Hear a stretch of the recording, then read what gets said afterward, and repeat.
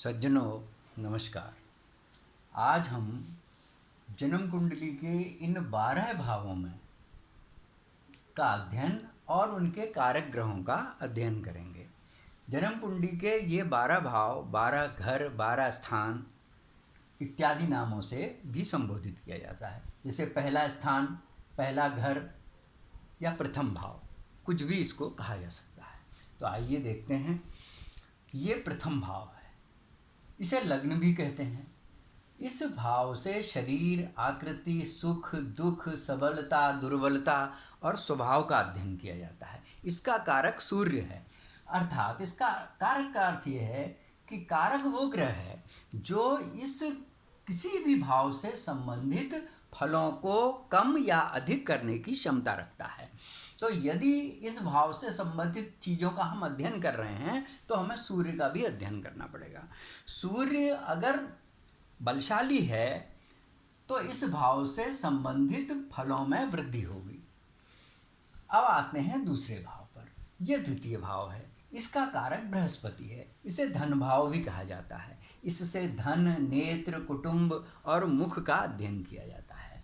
ये तीसरा भाव है, इसका कारक मंगल है। इसे सहज भाव भी कहते हैं। इससे भ्राता, गला, पराक्रम इत्यादि का अध्ययन करते हैं। इसका कारक मंगल है, जैसा मैंने कहा। इसमें विशेषकर इस भाव से छोटे भाई बहनों का विचार किया जाता है। और अगर मंगल पीड़ित है तो यह भाव अगर बलशाली भी है, मंगल पीड़ित है, तो भाई बहनों के विषय में हम ये कह सकते हैं कि उनके भाई बहन परेशान रहेंगे और ज़्यादा उन्नति नहीं कर पाएंगे। ये चतुर्थ भाव है, इसे सुख भाव भी कहते हैं। इसका कारक चंद्र और बुध हैं। इससे माता, संपत्ति, वाहन, ग्रह और सामान्य सुख का अध्ययन किया जाता है। अगर ये भाव बलशाली है परंतु चंद्रमा पीड़ित है तो माता से संबंधित फलों में कमी आ जाएगी। माता बीमार रहेगी या माता का पूर्ण सुख कम मिलेगा। ये पंचम भाव है, इसका कारक बृहस्पति है। इससे संतान, विद्या, बुद्धि, लॉटरी इत्यादि का अध्ययन किया जाता है, आकस्मिक धन प्राप्ति का। इसका कारक बृहस्पति है। ये छठा स्थान रिपु स्थान कहलाता है। इसका कारक शनि और मंगल हैं। इससे शत्रु, दुख, रोग, कर्ज इत्यादि का अध्ययन किया जाता है। ये सप्तम भाव है, इसे जाया भाव भी कहते हैं। इससे पति, पत्नी, विवाह, साझेदारी इत्यादि का अध्ययन किया जाता है। और इसका कारक शुक्र है। अगर ये भाव बलशाली भी है परंतु शुक्र पीड़ित है तो मनुष्य के वैवाहिक जीवन में, व्यक्ति के वैवाहिक जीवन में समरसता में कमी आ जाएगी। ये अष्टम भाव है, इसका कारक शनि है। इसे मृत्यु स्थान भी कहते हैं। इससे मृत्यु का कारण आकस्मिक लाभ, जैसे उत्तराधिकार में प्राप्त धन इत्यादि का अध्ययन किया जाता है। ये नवम भाव है, इसे भाग्य भाव भी कहते हैं।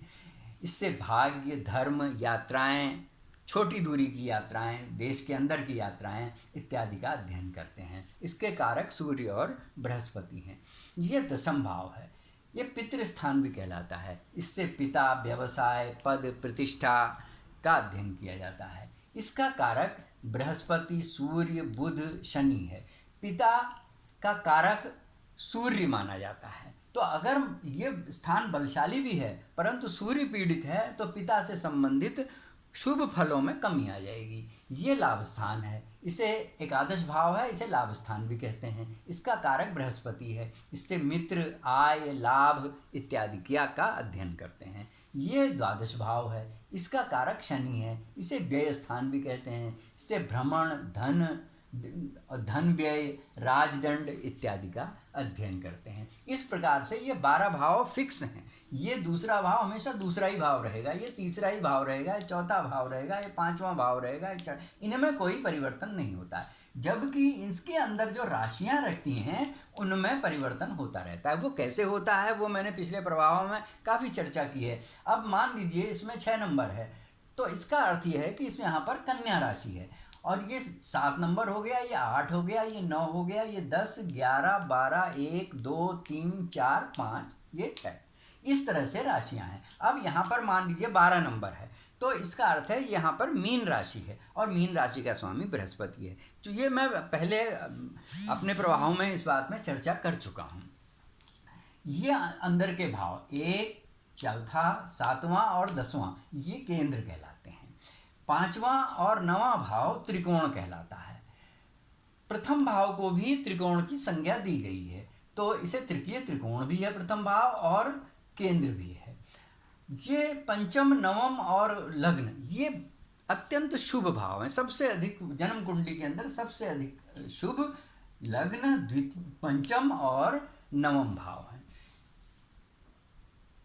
केंद्र भाव चतुर्थ, सप्तम, दसम ये तब शुभ होते हैं जब इनके स्वामी क्रूर ग्रह हों। इसके विषय में, क्रूर ग्रह कैसे होते हैं इसके विषय में हम फिर चर्चा करेंगे। अभी हम इतना समझ लेते हैं कि अगर इनके स्वामी क्रूर ग्रह हैं तब ये शुभ फल देते हैं। बाकी तीसरा, छठा, 8वां और 11वां स्थान ये दुष्ट भाव कहलाते हैं।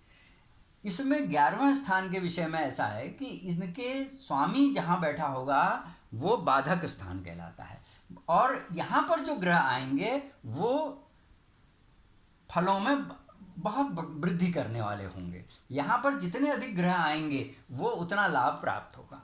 तो इस तरह से आज हमने इस विषय में चर्चा की। अब अगले प्रवाह में हम ग्रहों के बारे में अध्ययन करेंगे, उसके विषय में चर्चा करेंगे। आज के लिए बस इतना ही। धन्यवाद, नमस्कार।